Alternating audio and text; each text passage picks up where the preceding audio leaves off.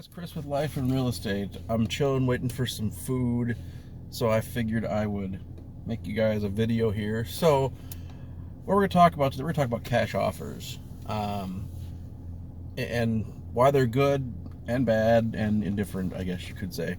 So what are cash offers? Cash offers are usually offers on properties from, most of the time, like an investor type person where they're buying it to rent it out.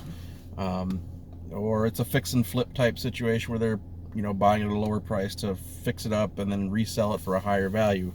So those are typically what you'll see for cash offers. Not very often do you see cash offers come in from somebody looking to actually buy and live in a home. So that's something to keep in mind as as a seller, unless you happen to get somebody who happens to have the money and just wants to give you straight up cash to just avoid all the hassle of a lot of things like financing, because that's always fun to go through.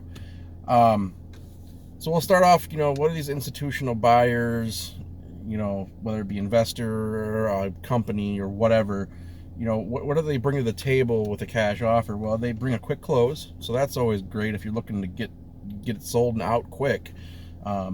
A lot of times you don't have to do a lot of little piddly stuff like get the house ready for showings, deal with appointments for people to come in and out if you're still living in the house.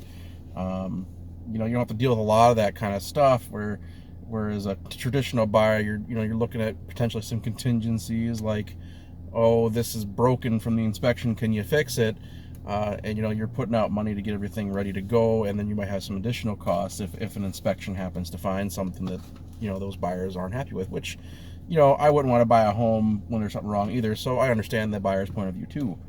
So you gotta look at them both ways. So you're paying for convenience when you're getting a cash offer most of the time, because you're looking on average between 70 and 85%, depending on the type of investor, of the fair market value minus repair costs.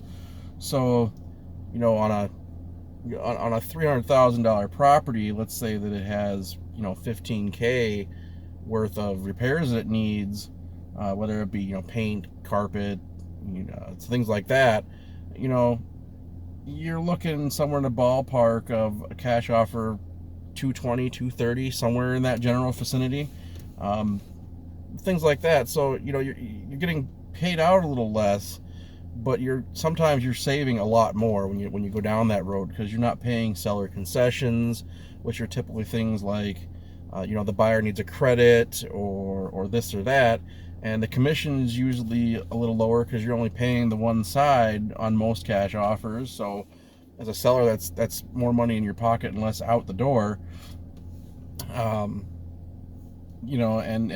depending on the cash program that you're going with, or the cash investor, a lot of times there's a convenience fee attached to it, because, well, they are giving you that convenience where they're going to take care of all the cleaning, all of the rehab work, anything that has to be fixed, they're going to take care of.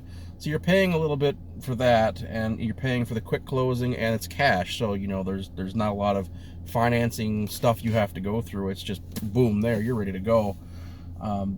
The downside of this is, well, sometimes you do get a little less money than you could get if you went to the open market.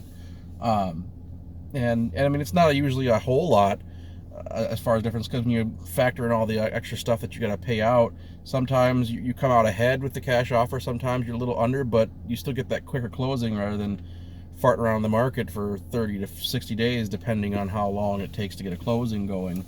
Because if you get an offer, you still got to go through all the waiting periods, the contingencies, that'll all be settled, all that stuff. So there's time. So time is money, and you're saving time. So you're paying a little cost for that, is when you get a cash offer. So kind of bear that stuff in mind. I think cash offers are great. I think it should be more targeted towards properties that are more suited for it, like duplexes, multiplexes, and things like. I'm not a big fan of doing cash offers on single family homes unless it's a rehab project, because the house wants to be sold as is and they don't want to deal with any contingencies and stuff. That's a different story, because a fix and flipper, that's kind of their bread and butter. They want those kind of houses where they can fix them up and then relist them for a lot more, right? So I'm gonna put you guys on pause. My food's here. All right, sorry about that. So we're We're gonna go finish this off here because I'm gonna be driving and what have you, and it kind of gets noisy in my car when I'm driving down the roads and such. So, and this guy's gonna block me in, isn't he? Nope. Okay, kid, he moved.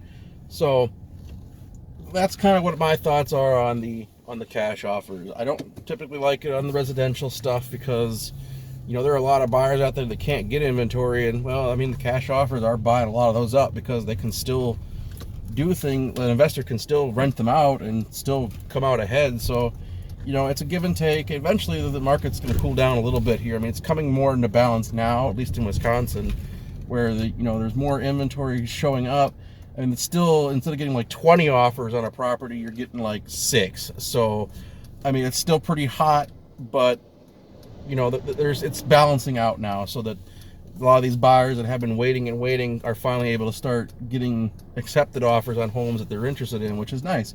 So that's what I'm going to say about cash offers. They're good, they're bad on some level. You know, for a seller, they're great most of the time. For other buyers, well, it makes your life a little difficult, but you know, you just got to keep pushing. You will get a win at some point here. So just keep at it, keep going, you'll get there. You know, and I'm not sure what we're going to do for another video. I'm going to do a few for the next few days here, probably a couple of days, because I got a lot of makeup time to do here with all the time I have been away. So I apologize to all you who were always watching my videos, but I'm coming back full force here. So yeah, that's where I'm at. So thanks you guys for watching. You can feel free to leave a comment, reach out to me if you have any questions. My links are down below, and I'll catch you guys in the next video.